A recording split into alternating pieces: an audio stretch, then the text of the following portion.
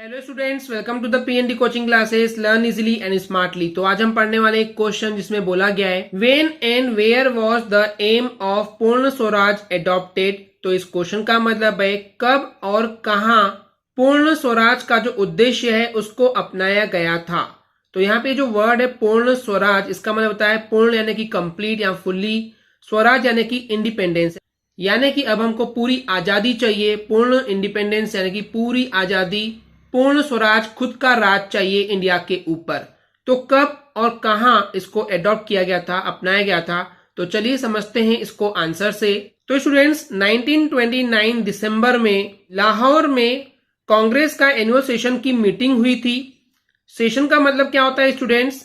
Formal meeting या फिर series of meetings, बहुत सारी मीटिंग्स होती है पार्लियामेंट की, उसी को बोला गया है एनुअल सेशन।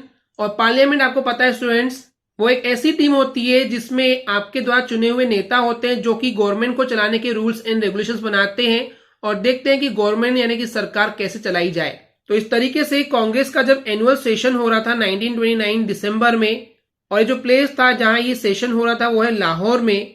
और उस समय इस एनुअल सेशन के जो हेड थे वो थे जवाहरलाल नेहरू जी।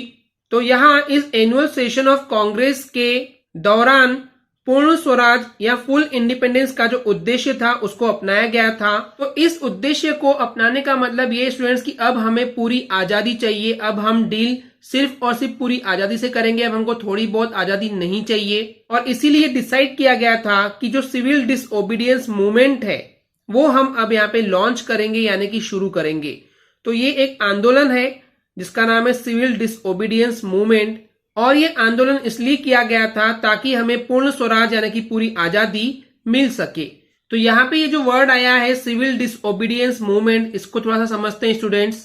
तो बेसिकली क्योंकि ये मूवमेंट है तो एक आंदोलन था, एक लड़ाई थी, एंड ये इसलिए स्टार्ट हुई क्योंकि गांधी जी ने ब्रिटिशर्स के सामने, अंग्रेजों के सामने 11 यानी कि 11 डिमांड्स किए थे।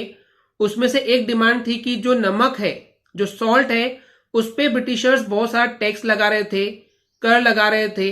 तो उस टैक्स को हटाने की डिमांड किए थे गांधी जी ने ब्रिटिशर्स के सामने, लेकिन इन पूरी 11 डिमांड्स को ब्रिटिशर्स ने इग्नोर कर दिए।